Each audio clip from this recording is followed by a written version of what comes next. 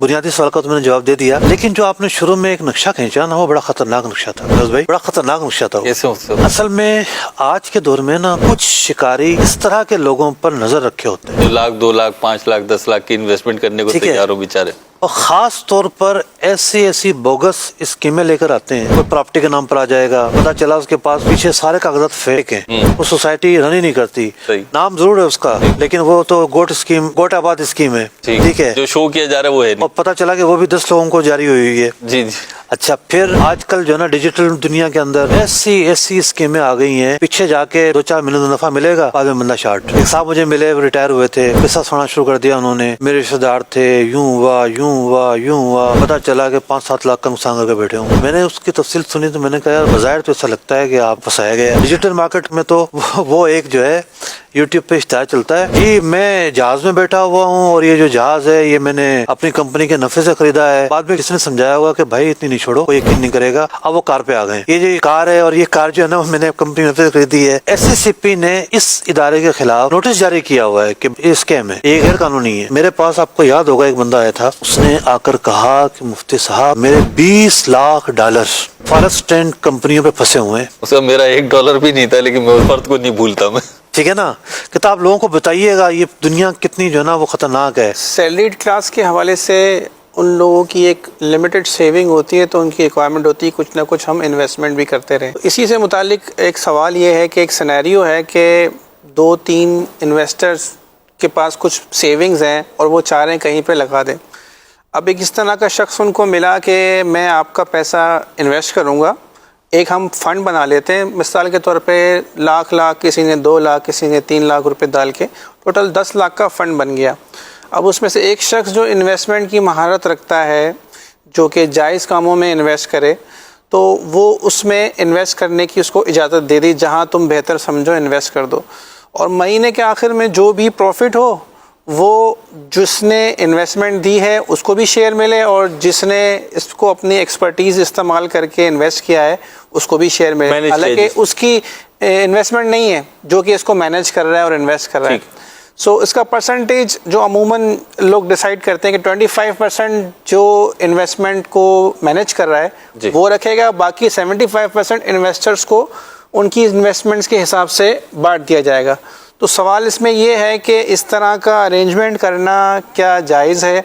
और मज़ीद इसमें दूसरा सवाल ये ऐड हो जाएगा कि कल को कोई 5वां बंदा बोलेगा यार मुझे भी अपने साथ इस पूल में, इस फंड में शामिल कर लिया जाए, मुझे भी कुछ रिटर्न मिल जाए, तो इसके लिए थोड़ी रहनुमाई फरमा दें। There are 2 kind of investment. जब आप इन्वेस्टमेंट करने जाते हैं तो शरीयत ने 2 इसके तरीके बताए हमें।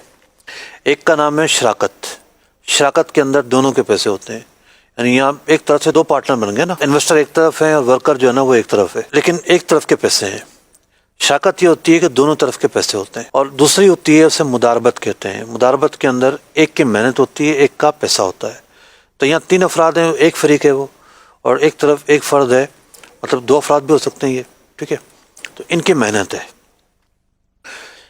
इस फ़र्क करने का कोई ज़्यादा बड़ा नतीजा नहीं निकलेगा, लेकिन जुज़वी तौर पर बहुत सारी चीज़ों में फ़र्क निकलेगा कि भाई अगर कल को कोई नुकसान होता है तो आपको क्या करना है। इस बारे में शराकत के उसूल अलग हैं, मुदारबत के उसूल अलग हैं। कुछ और चीज़ें ऐसी हैं जिसमें शराकत और मुदारबत दोनों के उसूल अलग होते हैं। तो जो सूरत आपने बयान की है, बेसिकली इसको जब हम स्ट्रक्चर वाइज देखेंगे तो इसका नाम है मुदारबत। ठीक, तो ये मुदारबत एक जायज़ डील है, इसमें कोई हर्ज की बात नहीं है।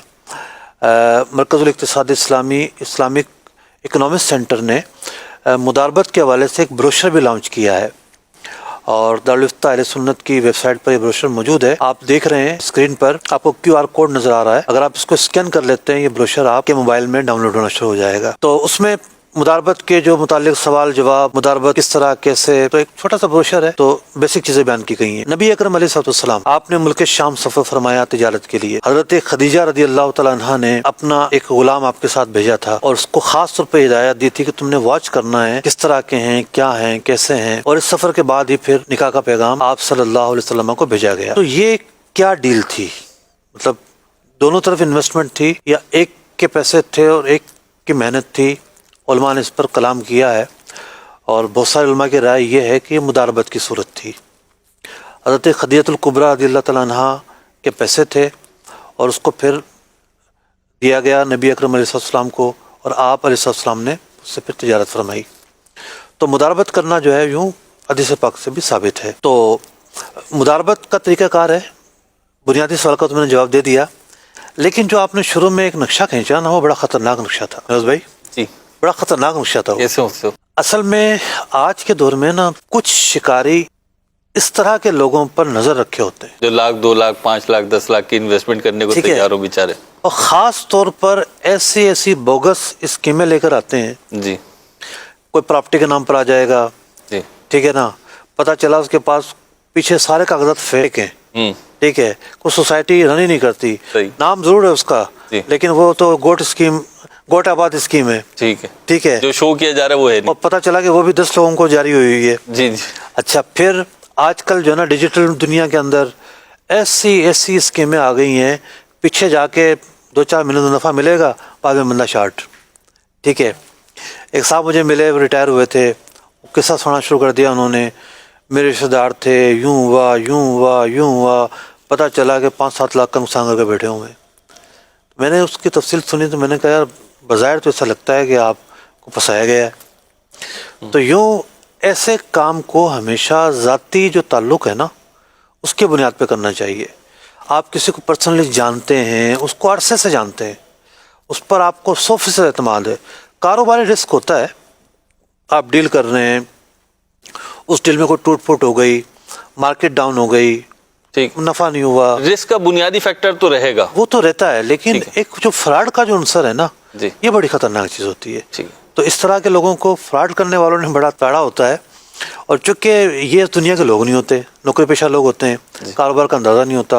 اور ڈیجیٹل مارکیٹ میں تو وہ ایک جو ہے یوٹیوب پہ اشتہار چلتا ہے، جی میں جہاز میں بیٹھا ہوا ہوں اور یہ جو جہاز ہے یہ میں نے اپنی کمپنی کے نفع سے خریدا ہے، بعد میں کسی نے سمجھایا ہوگا کہ بھائی اتنی نہیں چھوڑو، کوئی یقین نہیں کرے گا، اب وہ کار پہ آ گئے، ٹھیک ہے، یہ جو یہ کار ہے، اور یہ کار جو ہے نا میں نے کمپنی میں نفع سے خریدی ہے۔